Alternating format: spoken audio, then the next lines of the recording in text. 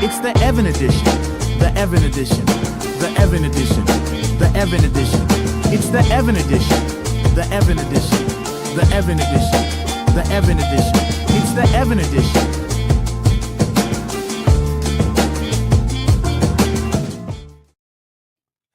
Welcome back to the Evan edition.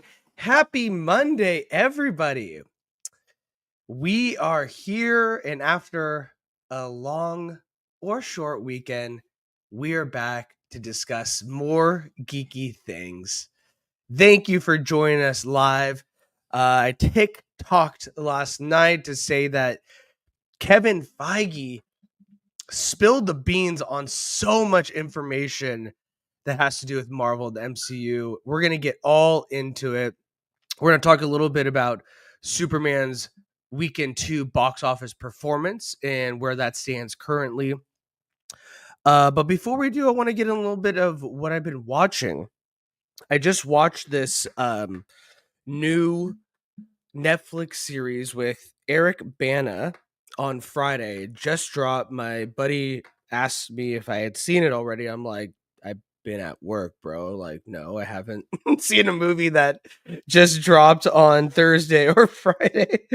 And so we took a look at it. You know, it's a very paint by numbers, missing girl. It takes place in Yosemite. Really beautiful landscape, really great setting for a murder mystery like this. However, and it's a limited series, only 6 episodes. And however, it wasn't that good. It was my wife and I, we watched the whole thing. It's very bingeable, I would say, but at the same time, nothing too shocking, nothing too special about it. Very, very paint by numbers. I don't know if I would recommend it. I would say maybe watch something else. Yeah, I wish I could say nicer things. But that's Untamed on Netflix. Also, I got to finally watch Ballerina with Ana de Armas and a lot more Keanu than I thought, actually. He was in it a pretty good amount. And I really enjoyed it. I heard a lot of positive things from friends that have seen the movie, especially when it comes to the action, the flamethrower finale fight scenes, crazy stuff like that. And so finally got to watch it. And I really enjoyed it. I would highly recommend watching Ballerina. I think it's a great addition to the John Wick universe. And I think, you know, Ana de Armas in the starring role was really good and really believable. The fight sequences, the choreography, everything was top notch. So I would highly recommend that. All right, guys, we got some fun stuff. Not a lot today.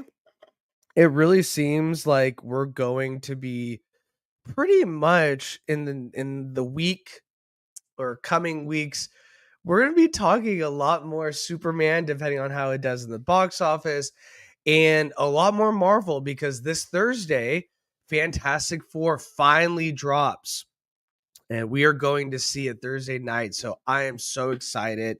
The clips have continuously been really, really special in the way that, you know, they're supposed to grab you and heighten your excitement for wanting to see it more. And I definitely think they've done that. Maybe they put out too much because they can't have this bad boy fail. They need the money. So they're putting everything out under the sun to make sure people go to see this movie. But I can say that what they have put out, it has definitely raised my excitement. I think it looks really good.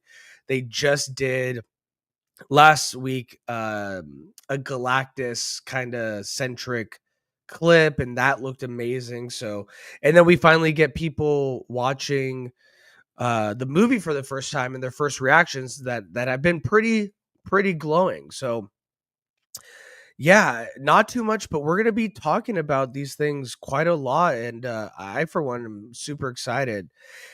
So excited so that early yesterday, in the past 24 hours, we've been seeing a ton of quotes come out from Kevin Feige giving his interviews on the press tour, but also I think because they're skipping Comic-Con this year, that he's given us a lot more information than he usually does on the future of Marvel, and also at the Disney upfronts, where he was able to present and talk about what's going on for at least the next 7 years and how they're scaling back, his opinions on James Gunn's Superman, a lot of great tidbits. So I figured it would be awesome if we get into it.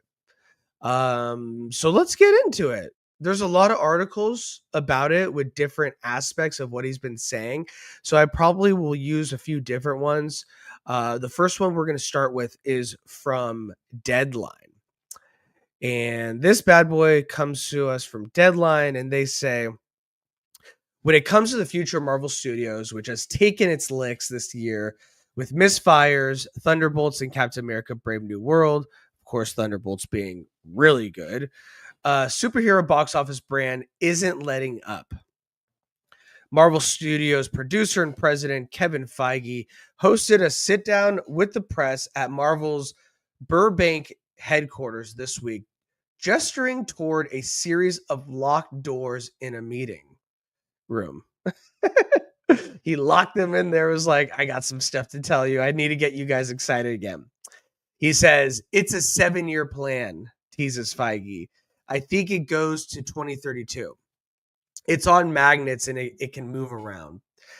Feige is particularly chipper for even though Marvel's skipping San Diego's Comic-Con this year, as they remain knee-deep in production on the Russo brothers' Avengers Doomsday and in prep for Spider-Man Brand New Day. The Marvel boss and former X-Men associate producer finally has his hands on the Fantastic Four thanks to the Disney-Fox merger. Having the subset of Marvel characters has liberated Feige to take even bigger swings within the MCU. The Fantastic Four First Steps is looking to be Marvel Studios' biggest U.S. opening year to date, with 100 million to 110 million stateside. While Fox had respectable success with the 2005 and 2007 Fantastic Four movies, the former studio saw a Josh Trank directed 2015 reboot completely tank after a full reshoot, grossing only 167 million worldwide. Yikes. This time it's different. It's Feige's Fantastic Four. Why Fantastic Four? Because it's Marvel's first family, explains Feige on the reason for another redo. It's in the history of our characters. They deserve to be A-listers. They were A-listers in the comics. Every crossover movie we've made in the Infinity Saga, Civil War, leading to Infinity War and Endgame, which is really the Infinity War saga from the comics. The Fantastic Four were huge players in those comics, and obviously we couldn't do that then. While several Marvel projects post-Avengers Endgame have dovetailed between TV series and films, for Feige, it was important to have the Fantastic Four be contained in their own world, sans any callbacks to the Avengers blip or other verse characters. It's a no homework required, go see the movie. It's literally not connected to anything that was made before, says Feige. It kicks off phase 6. There were a lot of left turns and surprises that happened over the last 7 or 8 years. Feige continues, a positive one was finally having those characters back and the X-Men. Getting access to the Fox Marvel characters has enabled Feige to plus up the next 2 Avenger movies with the most notorious antagonist in comic books history, Doctor Doom. While the original plan for the Avengers movies announced at Comic-Con in 2019 was to feature Jonathan Majors' Kang the Conqueror as the main baddie, the character's future was thrown into question after the actor's arrest for assaulting his then girlfriend in early 2023. Feige says, even before what had happened to the actor, we had started to realize that Kang wasn't Thanos. There was only one character that could be that because he was in the comics for decades and decades. And because of the Fox acquisition, we finally had it, and that's Doctor Doom. We had started talking about Doctor Doom even before we initially pivoted from King, Feige says. In fact, I had started talking with Robert about this audacious idea before Ant-Man 3 even came out.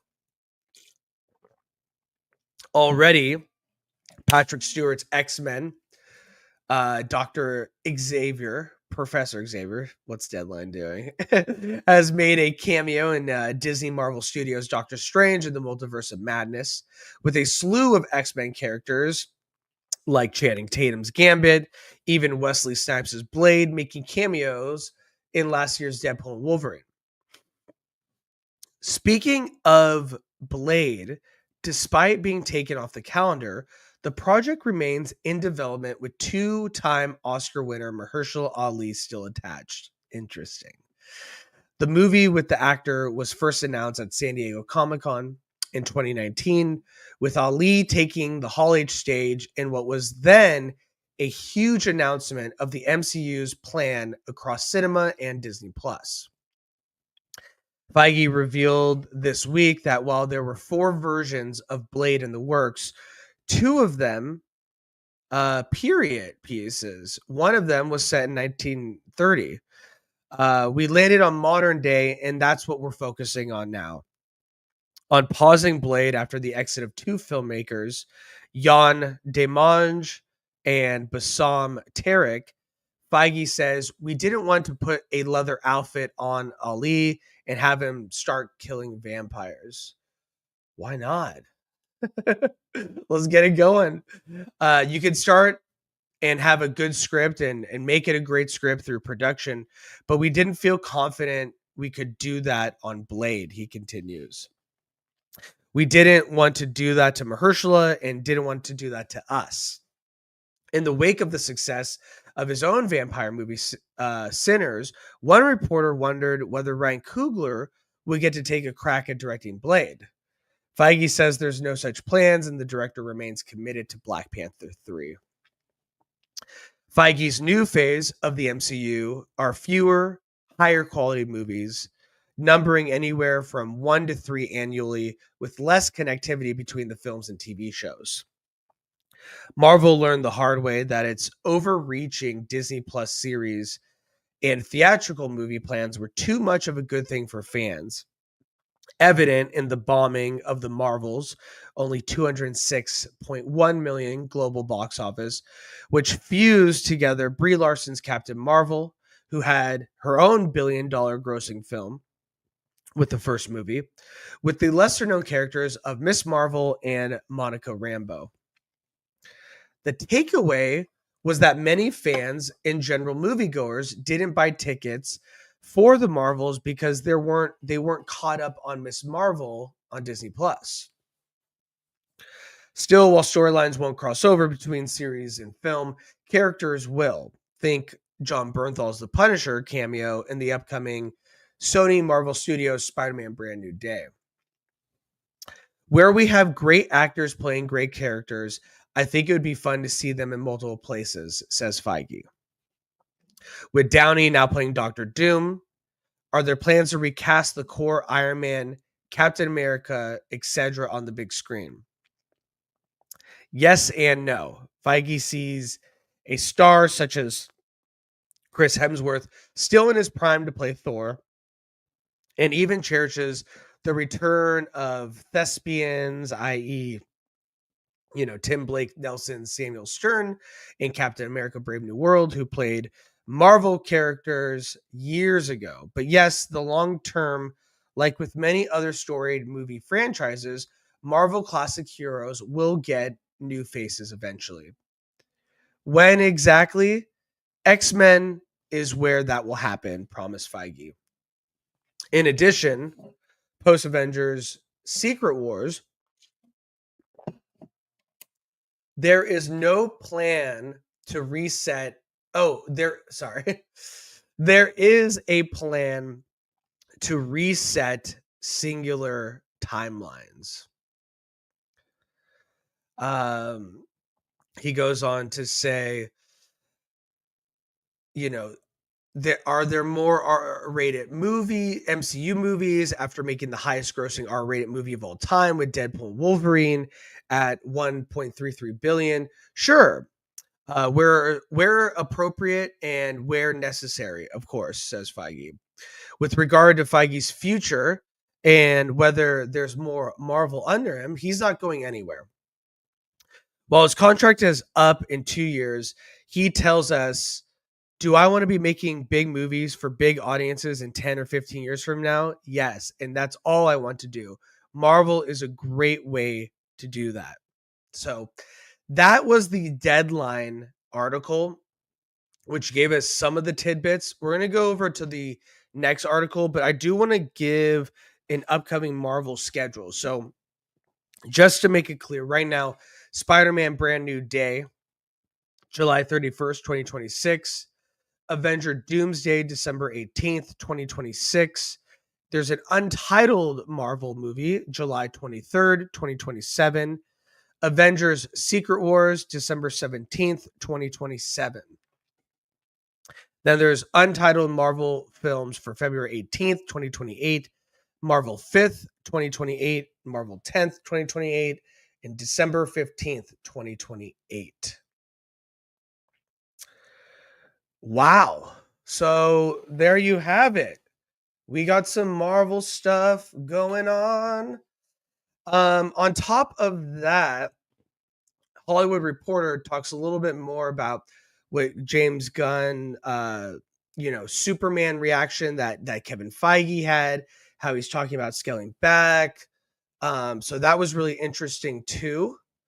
Hold on 1 second. I have to do dead air.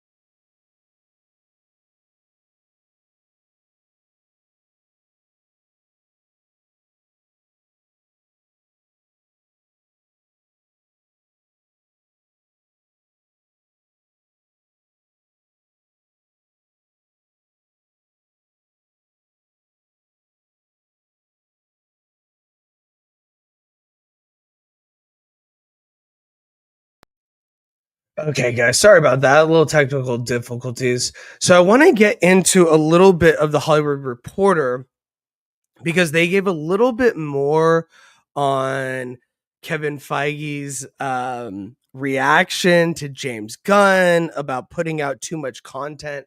It was really good, and it got a little bit more aspects of the quotes, the really good sound bites that he was saying. So when Feige said he texted James Gunn to let him know how much he liked the movie Superman, which is really cool. I love that. Like two friends, now head of studios getting to say like how much they like each other's work. He says, I love how you just jump right into it regarding Superman. He says, you don't know who Mr. Terrific is? Tough. You'll figure it out. You don't know what this is? Just go. This is a fully fleshed out world. Even if he doesn't buy the idea of superhero fatigue, Feige and his team have done plenty of post-mortems on this year's underperforming movies and on all their movies since the massive success of Avengers Endgame. Right now, the company is prepping for July 25th's release of its movie Fantastic Four: First Steps. Fantastic Four. It's the first time Marvel Studios is handling the characters after a trio of movies of various quality, which we talked about. One thing Feige seemed to relish is that this new movie is mostly self-contained in his fully fleshed out world that doesn't require dreaded word homework. He says, we didn't want to have the Eternals issue where were they? Where have they been? How come they didn't help with Thanos? He explained. We wanted them to be apart from our reality so that we didn't have to say, oh, look, they were hiding over here. And highlighting a 1960s aesthetic was more than just a period piece choice. It was a unique aesthetic that felt like it could absolutely be its own world, its own reality, said Feige. And when we show it to audiences in the screening process that we do leading up to it, people just accept it right off the bat and feel liberated that they can just enjoy what's ahead of them, and it is no homework required.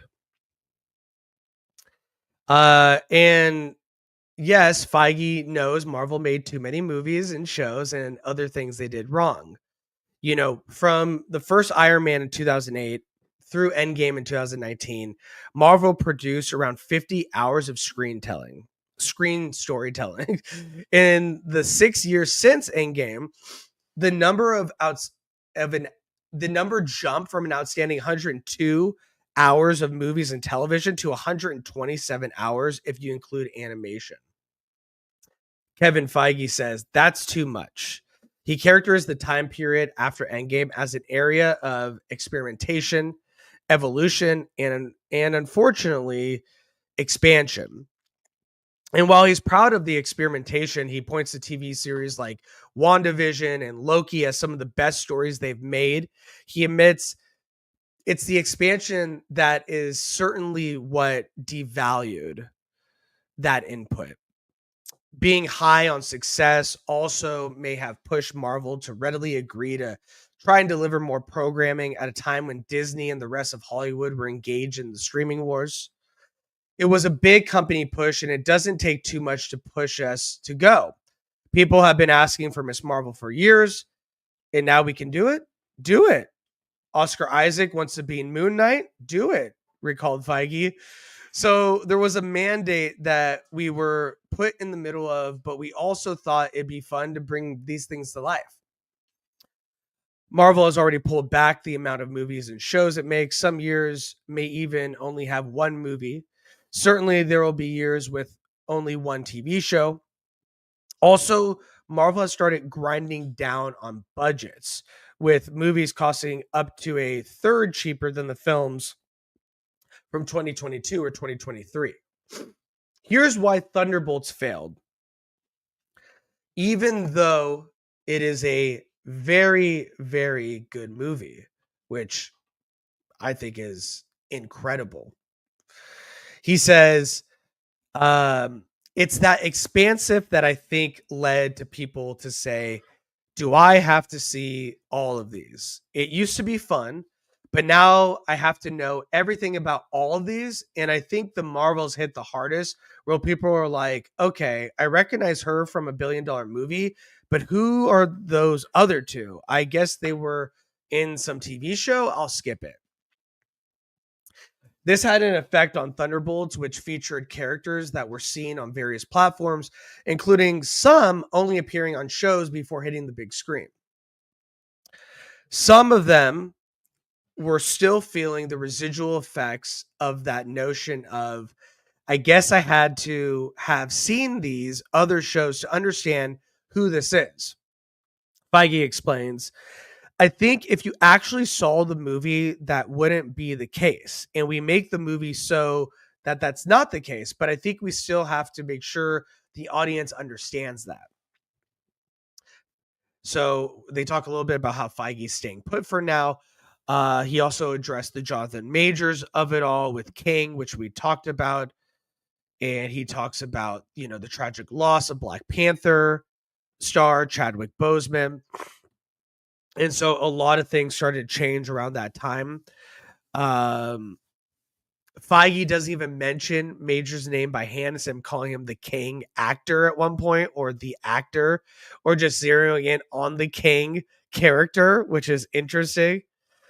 And so I don't know if that's PR work or whatnot. And then also he talked a little bit about Miles Morales, our favorite. And he said a little bit about, many fans have been for years clamoring for a live action MCU appearance of Miles Morales, the Spider-Man who headlines the acclaimed Spider-Verse movies from Sony Animation. When asked where Marvel was in the development of a live action version of the character, Feige responded with, "That is nowhere," and added that Morales' fate was in Sony's hands. Sony has their brilliant, genius, incredible Spider-Verse animated franchise going, and until that finishes, we've been told to stay away. And then they talk a little bit more about Blade, which we talked about. And then they talked about tonal malleability when it comes to like R-rated movies like Deadpool and Wolverine, which we already discussed, or the more like adult TV series like Daredevil. So they're going to be molding it and playing a little bit more with it, as we've seen recently.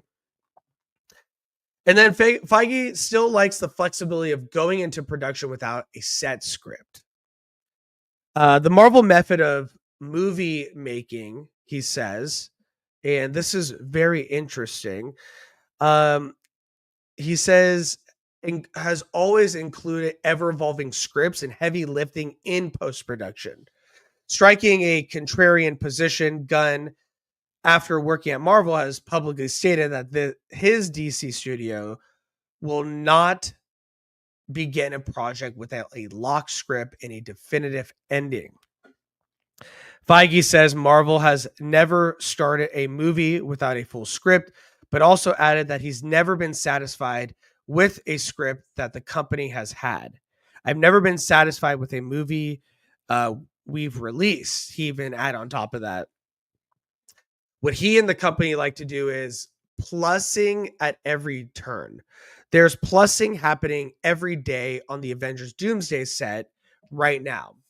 And it's amazing to watch because what those filmmakers, those actors, both the ones that are playing these characters for the first time or second time, and the one playing them for the 10th or 12th time,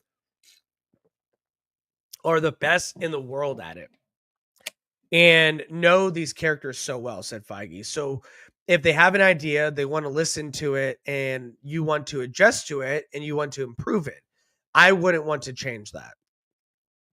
So he gives a little bit more tidbits, which I really appreciate how candid he's being. He talks a little bit more about Blade is still in production. Mahershala is still attached, so that's still a thing. He talks a little bit about scaling back, about how, the mandate to put too much out, it hurt them. And but at the same time, they also got a chance to dive, into more characters that they wouldn't necessarily get to do if they didn't have that mandate, which is quite interesting. So, and then he talked a little bit about, X-Men, and we didn't talk about it, but like basically how they're going to be a lot younger, and it's, that's what the comic books were, and that's what they want to represent and be more comic book accurate. Then he talked about like the 7-year plan to 2032, and how Secret Wars is going to reset the timeline and make it like one congruent timeline again with all these characters together. And we could possibly be seeing new faces as the iconic characters that we've grown to love, like Captain America and Iron Man. And I mean, he says Thor's in peak physical shape. And so maybe Chris will be playing that for the rest of his life. But it seems like he's giving us a lot of information, especially at Disney upfronts on the business side, to make people excited about Marvel again, to understand the growing pains and the experimentation process that they had and how they're moving past that now, and how, Thunderbolts and Fantastic Four were the start of that. So he gave a lot of stuff, and I really appreciate it, even down to what he thought about, James Gunn's Superman, down to using Miles Morales. So he covered a ton of stuff, and it was really good. So I wanted to go over those, make sure we got into it a little bit. And now we get to talk about our boy Superman. So as you guys know, this is now the second week of Superman. And we talked a little bit about during the week having like the biggest weekend box office, Tuesday box office. So this thing was having legs throughout the entire week, but now we have the second weekend box office wrapped up. And this comes to us from Hollywood Reporter. They say Superman has transformed into a bona fide crowd pleaser at the box office in a much needed inaugural win for the Warner Brothers owned DC Studios, which is run together by James Gunn, the director, and producer Peter Safran. The big budget tentpole was all but assured of staying atop the domestic box office in its second weekend, but estates were all over the place as to how it would hold up. But buoyed by strong word of mouth and reviews, it's declined a less than expected 54% to $57.2 million for a pleasing 10-day domestic tally of $235 million through Sunday. That's a narrow decline for the struggling super genre, and the same as Marvel's 2024 billion-dollar blockbuster Deadpool and Wolverine. Overseas, where the franchise has always faced challenges because the comic book character's pro-American traits, Superman earned another $45.2 million for an international tally of $171.8 million doll hairs, and $406.8 globally, in a major win for DC and Warner's, which has passed up Disney to rank number one in domestic market share for the year to date. The male skewing superhero pick is facing fierce competition internationally from Universal's Jurassic World Rebirth and Apple's original film first box office hit F1 the movie. In a double win for Warner's, which is assisting Apple in marketing and distributing for Formula One action drama F1, it zoomed past $460 million at the worldwide box office over the weekend, after finishing Sunday with a domestic total of $153.6 million domestically and $307.2 million overseas. So they are crushing it on their end. After years of rival Marvel Studios largely dominating the superhero landscape, DC is finally smiling. It's only its second weekend. Superman has already passed up the entire lifetime run of Marvel's Thunderbolts, which topped out at $383 million globally earlier this year, which is extremely unfortunate because that is an incredible movie. And it's only days away from overtaking Marvel's other 2025 entry, Captain America Brave New World, which earned a meek $415 million worldwide. Superman stars David Cornsweet as the title character, Rachel Brosnahan as Lois Lane, and Nicholas Hoult as Lex Luthor. Marvel hopes to begin to turn its fortunes around with Fantastic Four First Steps, which hits theaters this weekend and is tracking a $100 to $110 million domestically. Rebirth is up to $600 million, which is crazy because I heard it wasn't that good. And so yeah, Smurfs open 4th place, 11 million, in line with tepid expectations.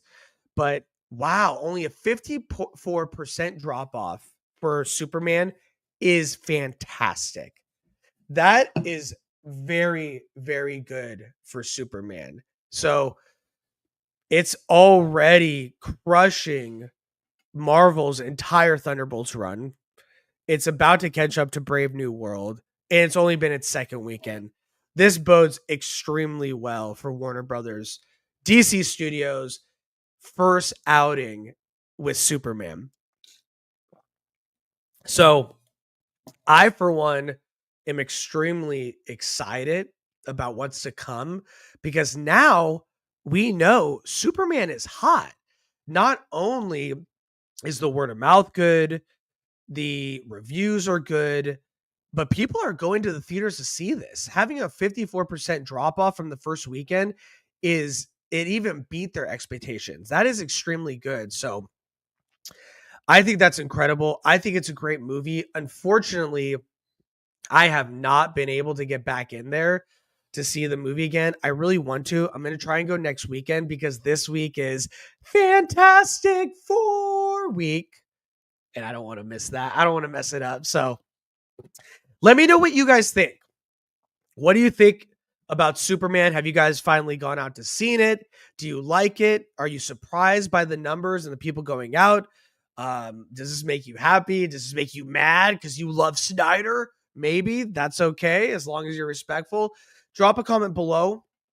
Drop a comment below for Kevin Feige. He gave a lot of tidbits and there's a lot of fun things to comment on. And I want to hear from you guys. So definitely leave your comments on everything Marvel as well. There's so much good stuff and I want to hear from you guys. So drop a comment below.